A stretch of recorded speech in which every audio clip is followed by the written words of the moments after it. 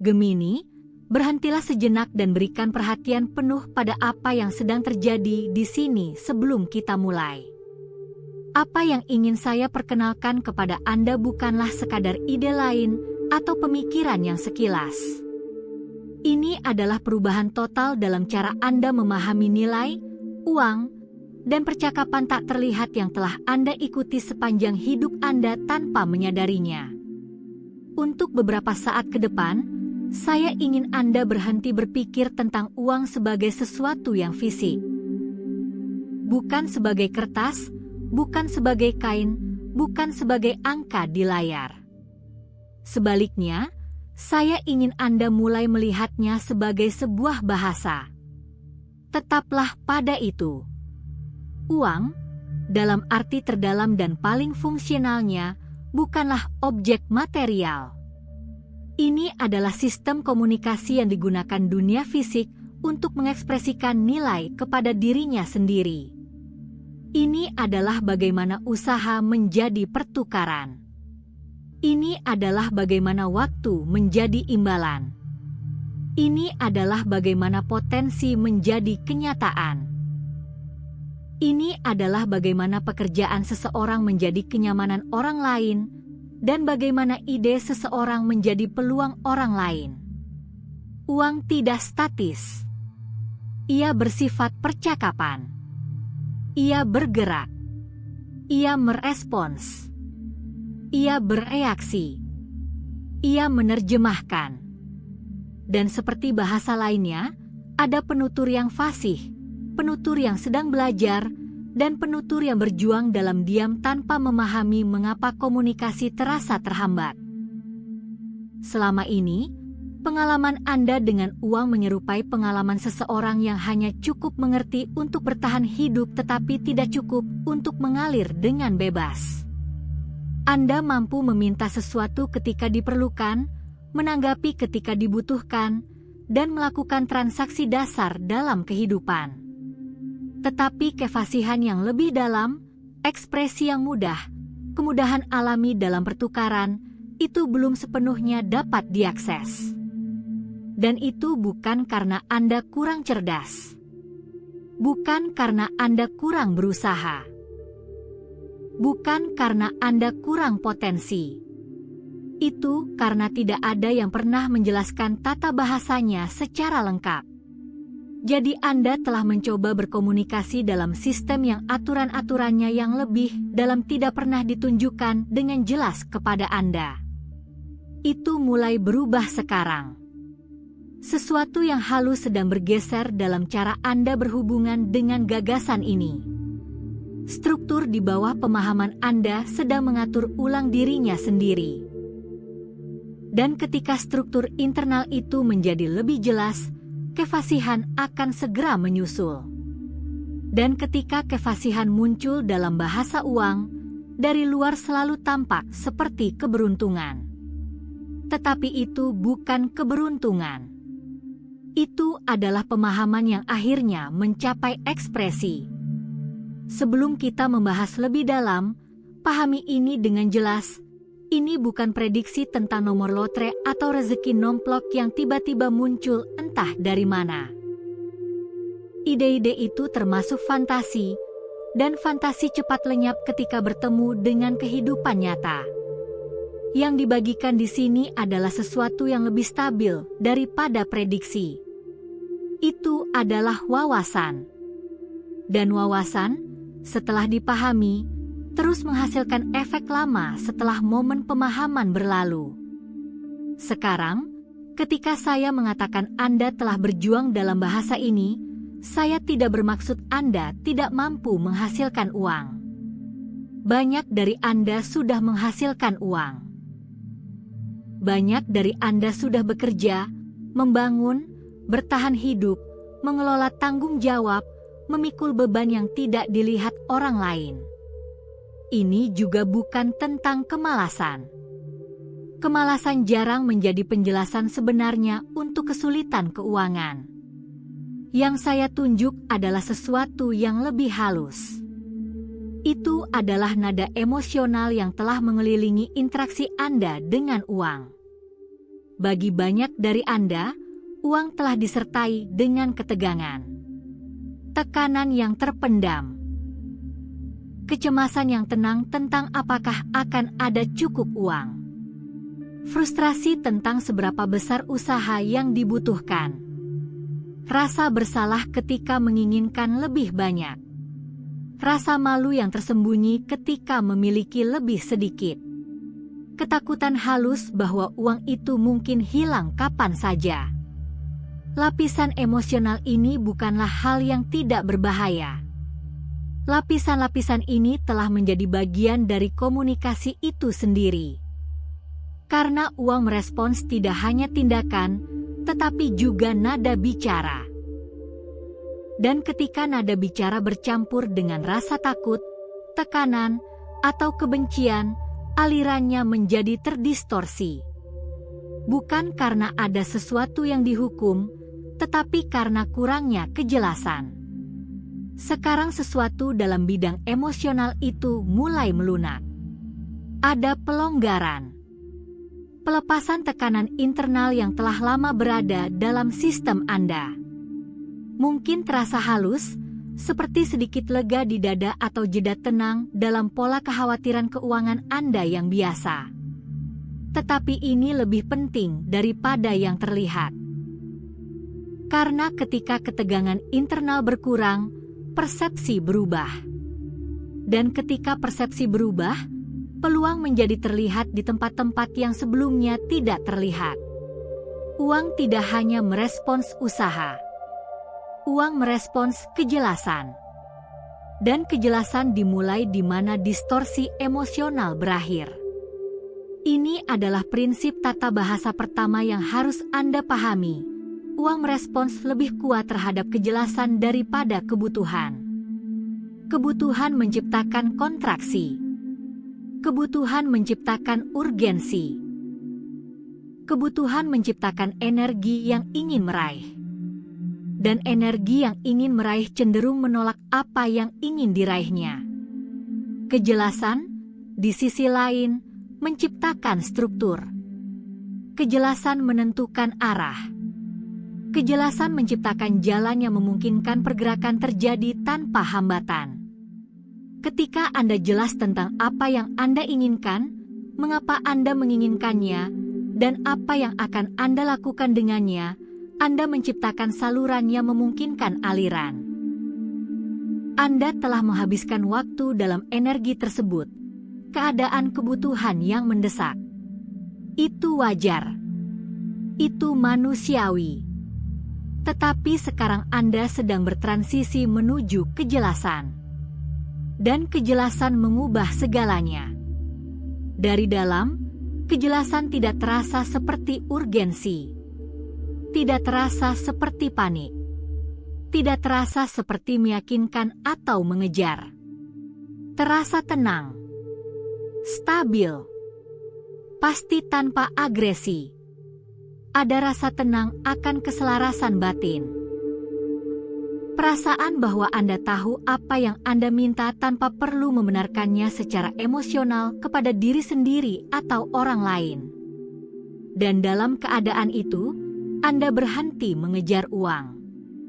Anda mulai berada di posisi di mana uang dapat menemukan Anda. Karena uang tidak bergerak dengan baik menuju energi yang panik. Uang bergerak menuju struktur yang stabil.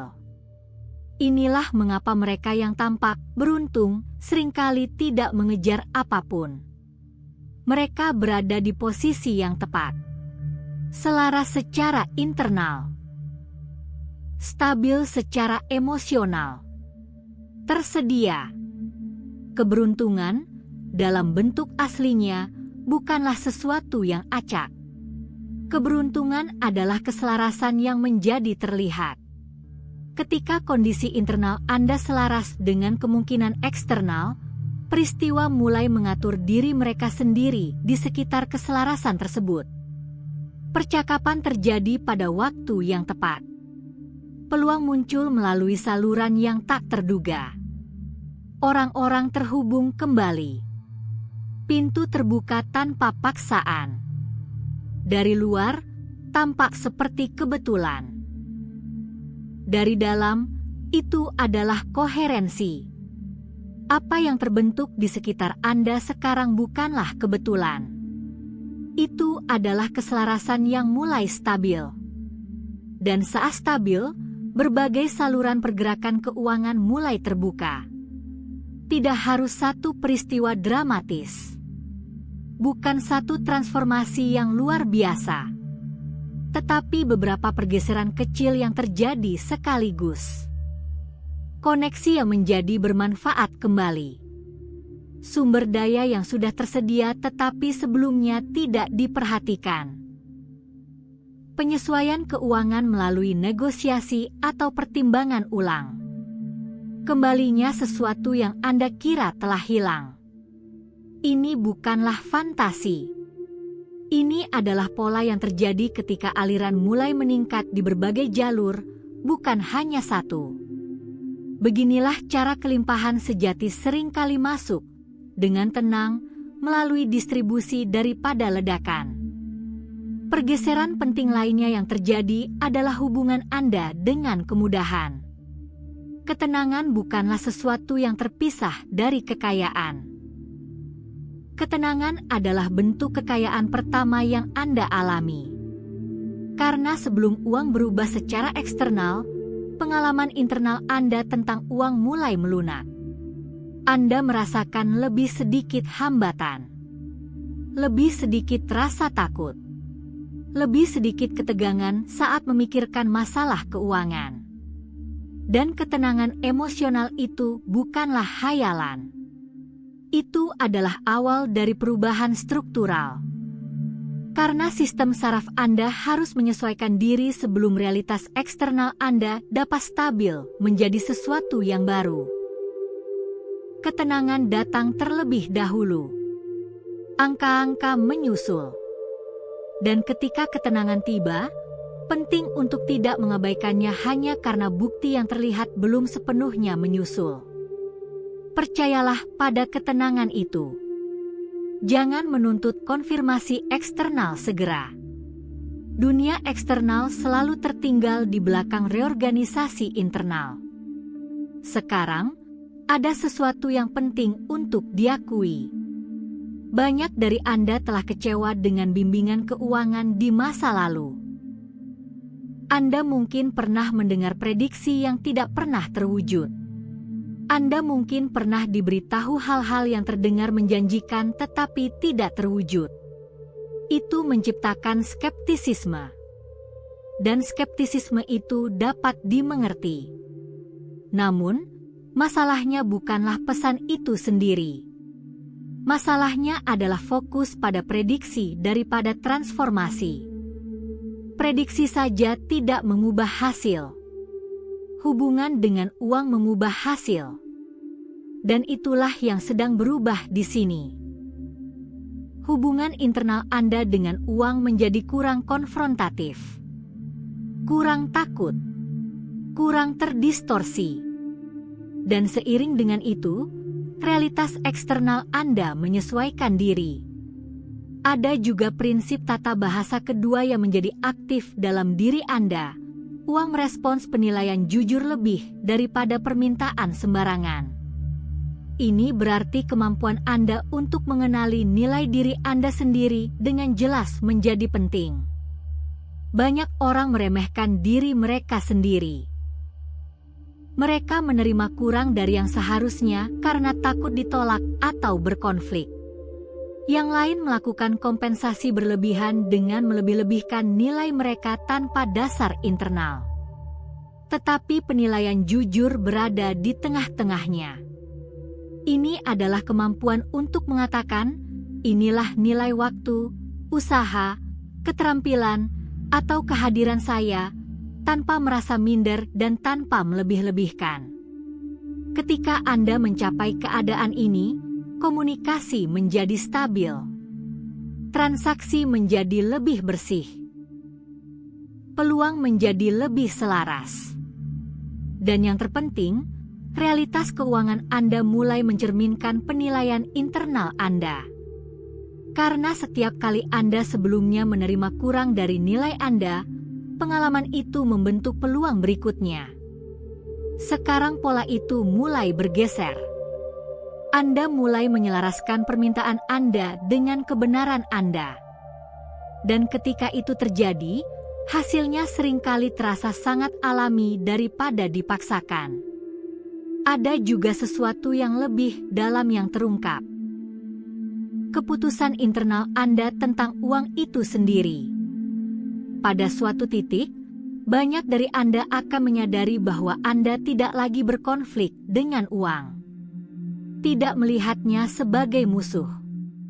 Tidak melihatnya sebagai sesuatu yang sulit atau jauh. Tidak melihatnya sebagai sesuatu yang menindas atau mengendalikan Anda. Sebaliknya, Anda mulai melihatnya sebagai kekuatan netral yang berpartisipasi dalam hidup Anda. Sesuatu yang bergerak melalui sistem. Sesuatu yang merespons kejelasan, niat, dan alur. Pergeseran itu sendiri seringkali menjadi titik balik untuk perubahan finansial yang langgeng. Karena begitu konflik internal mereda, pergerakan eksternal menjadi lebih mudah. Sekarang, pahami ini dengan jelas. Apa yang akan datang selanjutnya bagi Anda tidak akan terasa seperti ledakan tiba-tiba atau transformasi dramatis. Akan terasa seperti perubahan kecil yang terakumulasi. Serangkaian peningkatan halus yang, jika dilihat dari waktu ke waktu, menjadi tak terbantahkan. Hambatan finansial yang lebih sedikit. Sedikit peningkatan peluang. Kemudahan yang tak terduga dalam transaksi kecil. Hasil yang lebih baik dalam negosiasi kecil. Pengaturan waktu yang lebih baik dalam peristiwa keuangan kecil. Secara individual, hal-hal ini mudah diabaikan. Bersama-sama, hal-hal ini membentuk pergeseran arah. Dan arah itu menuju ekspansi. Ada juga praktik yang akan mendukung pergeseran ini. Pada suatu saat setiap hari, ingatkan diri Anda dengan tenang. Saya terbuka untuk menerima lebih dari yang biasa saya terima. Ini bukan tentang memaksakan keyakinan. Ini tentang memperluas persepsi. Karena banyak batasan bukanlah eksternal. Itu adalah filter persepsi yang menentukan apa yang Anda perhatikan dan apa yang Anda abaikan. Ketika Anda memperluas filter itu, Anda mulai melihat peluang yang selalu ada tetapi sebelumnya tidak terlihat. Dan begitu Anda melihatnya, Anda dapat bertindak atasnya. Pergeseran penting lainnya melibatkan rasa bersalah. Rasa bersalah karena menginginkan lebih banyak uang adalah salah satu hambatan internal yang paling umum. Tetapi menginginkan lebih banyak sumber daya bukanlah suatu kekurangan. Itu adalah perpanjangan alami dari keinginan akan stabilitas, perhatian, dan kapasitas. Uang memungkinkan pergerakan. Uang memungkinkan dukungan. Uang memungkinkan pilihan. Melepaskan rasa bersalah tidak membuat Anda serakah. Itu membuat Anda jernih. Dan kejernihan selalu meningkatkan aliran. Ada juga sesuatu yang harus Anda pahami tentang rasa iri terhadap orang lain yang memiliki lebih banyak. Respons emosional itu menutup sistem. Karena kelimpahan tidak dapat mengalir sepenuhnya melalui medan yang menolak melihat kelimpahan pada orang lain. Ketika Anda mulai merasa netral atau bahkan diam-diam menghargai kesuksesan orang lain, sistem Anda sendiri akan lebih mudah terbuka. Bukan karena moralitas, tetapi karena koherensi struktural. Energi yang menolak kelimpahan tidak mudah menampung kelimpahan. Energi yang mengakui kelimpahan menjadi kompatibel dengannya. Sekarang, ada gambaran terakhir yang ingin saya sampaikan kepada Anda. Bayangkan sebuah sungai yang sebagian terhalang untuk waktu yang lama. Air masih mengalir, tetapi hanya dalam jumlah terbatas. Tanah di hilir bertahan hidup, tetapi tidak sepenuhnya berkembang. Kemudian terjadi satu perubahan kecil. Satu titik tekanan berubah. Hambatan mengendur. Dan tiba-tiba, air mulai mengalir bebas kembali. Yang terjadi selanjutnya bukanlah kehancuran. Itu adalah pemulihan. Tanah di hilir mulai menerima apa yang selalu seharusnya diterimanya. Pertumbuhan kembali. Stabilitas kembali. Ekspansi menjadi alami kembali. Inilah yang terjadi di bidang keuangan Anda. Bukan karena sesuatu yang baru diberikan kepada Anda, tetapi karena sesuatu yang terhalang mulai bergerak. Dan apa yang selalu menjadi milik Anda sekarang dapat menjangkau Anda dengan lebih bebas. Jadi sebelum Anda tidur, cobalah satu perubahan sederhana. Lihatlah sesuatu dalam hidup Anda yang telah didukung oleh uang. Apapun itu. Benda sederhana. Kenyamanan dasar. Kebutuhan sehari-hari. Dan akui dengan tenang bahwa uang telah bergerak untuk mewujudkannya. Pengakuan sederhana ini mengubah nada hubungan Anda dengan uang. Ini mengubahnya dari perjuangan menjadi kolaborasi. Dan dalam perubahan nada itu, kelancaran dimulai. Dan begitu kelancaran dimulai, segala sesuatu yang lain mulai mengatur ulang dirinya sendiri di sekitarnya. Anda tidak diperkenalkan pada sesuatu yang asing. Anda mengingat sesuatu yang sudah diketahui sistem Anda. Dan saat ingatan itu menjadi lebih jelas, kehidupan mulai merespons dengan cara yang sama. Awalnya perlahan, kemudian konsisten, kemudian tanpa diragukan lagi. Dan pada saat Anda menyadari perubahan penuh telah terjadi, Anda sudah akan hidup di dalamnya.